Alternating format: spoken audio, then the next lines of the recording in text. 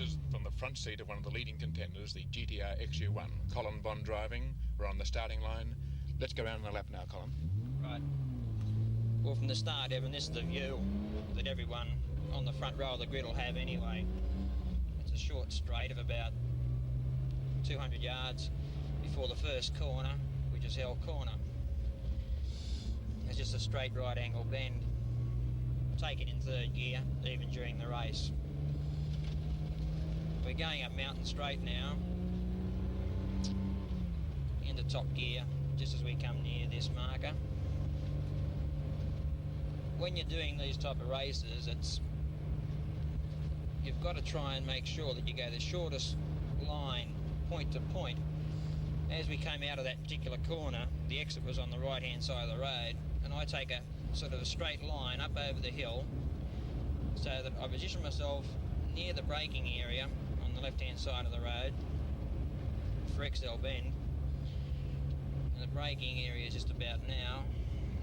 And it's third gear corner again. You're tucking close here, just clip the white line. The car actually drifts out and you nearly knock these flag marshal barrier every time. This is the hardest part of the circuit in respects to the car's performance. It's a very steep incline.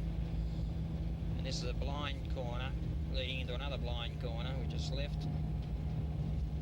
And left again. And the little pinch, particularly coming out of this corner, would be the steepest pinch on the circuit. This is still third gear for our cars. We're tucking close on the right hand side and staying fairly close here, because after this right hander there's a left hand kink coming up, which you clip, full top gear just as we go over that crest. This is Reed Park coming towards McPhillamy Park, up on the highest part of the circuit. Right, these are continuing left-hand sweepers where you position yourself back out onto the right-hand side of the road, and there's a left-hand blind corner over this particular crest. We're just taken flat out in top gear. It's close on 100 mile an hour. And at 100 miles an hour, we're approaching the most frightening part of the course. Here comes Skyline. In Skyline, you're staying fairly tight on the right-hand side of the road. Just touch the brakes. Back to third now. And you make a fairly straight line out of this particular course. It's a tricky section, but if done just right, it's a lot easier than it actually looks. Down through the dipper, just clipping the fence. Just missing the fence.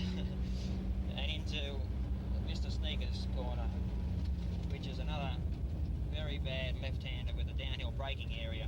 It's taken in third gear.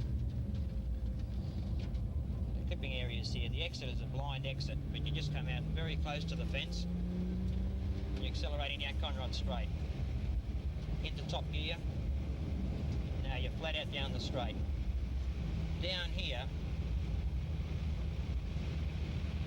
is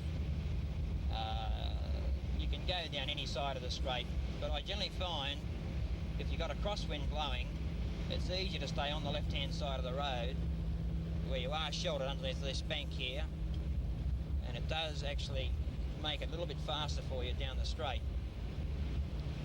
Most of the times when we're just about to go through the Flying 8 down here, which will come up at a speed just on 126 mile an hour, if there are no other cars around, you position yourself on the right hand side of the road again, so that when you come into the braking area, you put yourself on the right line to take the last corner before the straight.